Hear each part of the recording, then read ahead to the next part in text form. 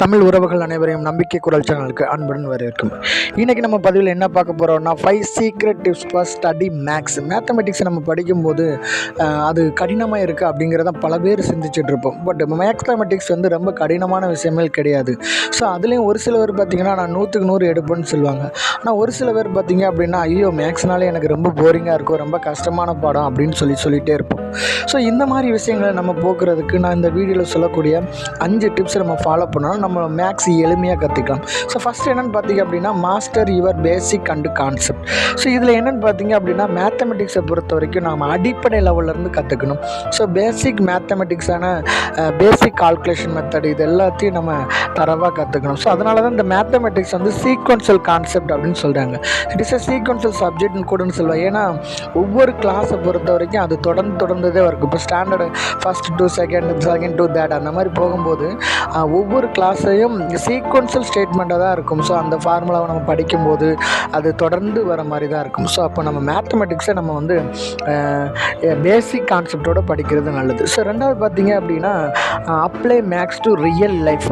நம்மளுடைய மேத்தமெட்டிக்ஸை நம்ம படிக்கிறத நம்மளுடைய ரியல் லைஃப்லேயும் டெய்லியும் அதை வந்து நம்ம ஃபாலோ பண்ணணும். எக்ஸாம்பிள் பார்த்திங்க அப்படின்னா நம்ம ஒரு மென்டலாக கால்குலேஷன் பண்ணுறது, ஒரு ஷாப்பிங் மால் போகிறோம் அப்படின்னா ஸோ அங்கே பெர்சன்டேஜ் வந்து கொடுத்துருப்பாங்க, இத்தனை பெர்சன்டேஜ் டிஸ்கவுண்ட் அப்படின்னு கொடுத்துருப்பாங்க.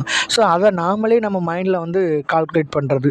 ஸோ இந்த மாதிரி நம்ம பண்ணுறதுனால நமக்கு என்ன செய்ய முடியும் அப்படின்னா கண்டிப்பாக வந்து ப்ராக்டிஸ் பண்ணுறதுனால மேத்தமெட்டிக்ஸ் எளிமையாக நம்ம கற்றுக்க முடியும். ஸோ மூணாவது என்னென்னு பார்த்திங்கன்னா செல்ஃப் ஸ்டடியை பொறுத்த வரைக்கும் வந்து நாம் என்ன படிச்சிருக்கோமோ அதை நாமளே எழுதி பார்க்குறது, தனிமையிலேருந்து ப்ராக்டிஸ் பண்ணுறது, அதோட ஆன்சர் கேள்வி கேட்டு ஆன்சர் பண்ணுறது. ஒரு பிரபலமான ஒரு புக்கு ஒன்று இருக்குது, ஹவு டு பிகம் எ ஸ்டைட் அப்படிங்கிற ஒரு புத்தகத்தில் ஒரு தனிமையிலேருந்து படிக்கிறனால என்ன நன்மை கிடைக்கும் அப்படிங்கிறத நிறைய சொல்லியிருக்காங்க.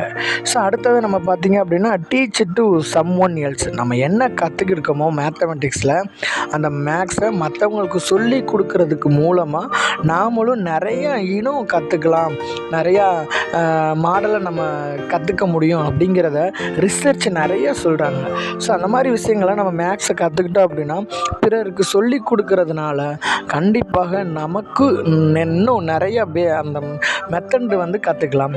லாஸ்ட்டாக பார்த்தீங்க அப்படின்னா குட் ஸ்டடி என்விரான்மெண்ட். ஸோ நம்ம படிக்கக்கூடிய இடம் சூழ்நிலையை வந்து நம்ம கரெக்டாக பார்த்துக்கணும். ஸோ அமைதியாக இருக்கக்கூடிய இடம், அப்புறம் மொபைல் ஃபோன் பார்த்துட்டோ அல்லது டிவி இந்த எந்த டிஸ்டர்பன்ஸ் இல்லாத ஒரு அமைதியான சூழ்நிலையில் நம்ம உட்கார்ந்து படித்தோம் அப்படின்னா கண்டிப்பாக நம்மளுடைய மேத்தமெட்டிக்ஸ் வந்து நமக்கே எளிமையாக இருக்கும் அப்படிங்கிறத வந்து சொல்கிறாங்க.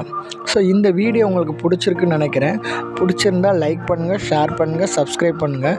முக்கியமாக இந்த ஸ்டூடெண்ட்ஸ் இந்த 5 ட்ரிக்ஸை ஃபாலோ பண்ணோம் அப்படின்னா மேத்தமெட்டிக்ஸை எளிமையாக கற்றுக்கலாம். நன்றி.